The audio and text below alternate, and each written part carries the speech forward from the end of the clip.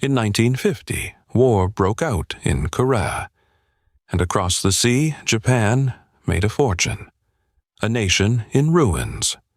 A small, nearly bankrupt automaker called Toyota, brought back to life by orders for military trucks from the U.S. Army. The Japanese Prime Minister of the time called the war next door by a single name. A gift of the gods. 70 years later, the country that swore in its constitution to renounce war forever is now doubling its defense budget in just a few years. That sweet memory. Has Japan really forgotten it? Article 9 of the Japanese Constitution. War is forever renounced. No armed forces shall be maintained. It's the most famous peace clause in the world. That's why Japan's military isn't even called an army. It's the self-defense forces. A force meant only to protect itself. A man who swore to carry nothing but a shield. One day starts buying a sword. The power to strike enemy bases directly. Defense spending pushed to 2% of GDP, doubled. American Tomahawk cruise missiles. The helicopter carrier Izumo, converted into what is, in effect, an aircraft carrier. Something has clearly changed. So why is a nation that renounced war suddenly pouring money into its military? Today, we meet three suspects. Which one is the real culprit? Suspect number 1. The most obvious motive, threat. To the west, China. Its defense budget has swollen to 4 or 5 times Japan's. The two clash over the Senkaku Islands, and if war breaks out over Taiwan, Japan's lifeline, its sea lanes, gets cut. To the north, North Korea. Missiles that fly clear over the Japanese islands, fired again and again. And then the decisive blow. Ukraine. Invasion, a word that belonged in history books, happened in the heart of 21st century Europe. Changing borders by force was no longer an old story. The shock to Japan was enormous. Verdict, guilty. Yes, this is a real reason. But if that were all, we could just stop the video here. There's more. The real story begins with suspect number 2. Suspect number 2. A darker motive. The hunger for dominance. Japan was once a nation that tried to rule all of Asia. Could the memory of that ambition still be alive? In fact, the free and open indo-pacific strategy that the United States now champions, it wasn't America that proposed it first. It was Japan. And in the Quad, linking the US, Japan, Australia, and India, Japan plays a leading role. The will to shape the regional order with its own hands.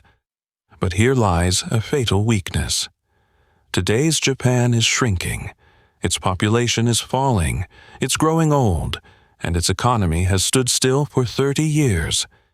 It no longer has the national power to dominate Asia alone. Japan's military buildup moves, for the most part, under the wing of a big brother, the United States.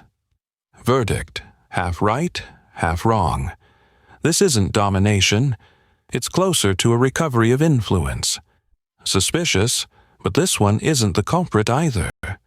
So then, who is the real criminal? Suspect number 3. A name no one paid attention to. Remember that gift from 1950? The one I mentioned at the very start?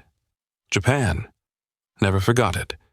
You see, for decades, Japan's weapons industry was, frankly, abnormal. From 1967, Japan banned arms exports almost entirely. You could build a weapon, but you couldn't sell it. So everything went to one customer alone, Japan's own self-defense forces. What does that actually mean? It's like a restaurant that serves only one regular customer. With just one diner, you buy ingredients in tiny amounts. Your unit costs soar, and in the end, there's no profit. You're on the edge of going under. And that's exactly what happened. Japanese companies pulled out of defense one after another. submarines, radar, advanced materials, world-class technology, with nowhere to sell it. So Japan began unlocking the door. In 2014, it opened the path to arms exports. In 2023, it allowed even finished weapons to be sold. Together with Britain and Italy, it's building a next-generation fighter jet. A project built, from the start, on exporting. And there's a secret to selling weapons. Once you sell a country a weapon, that country is tied to you for life, through parts, maintenance, upgrades. A single weapon binds a diplomatic relationship for decades. And here is the decisive difference. In 1950, Japan was a subcontractor for the U.S. military, making what it was told to make. This time, it's different. Japan wants to be the seller itself. What Japan is after isn't another wartime windfall. War is a gamble, and this time Japan itself would sit at the very center of it. The real aim is this: a structure that makes money even when there is no war. A peacetime war economy running on arms races and weapons exports alone.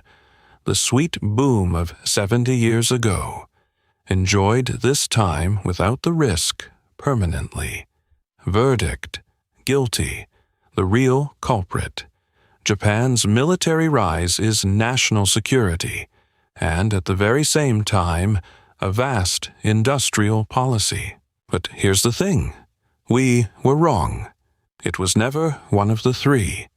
The three were accomplices. Threat persuades the public. Rearmament doubles the defense budget and grows the domestic market. And the industry revived by that money is completed by selling abroad, through exports.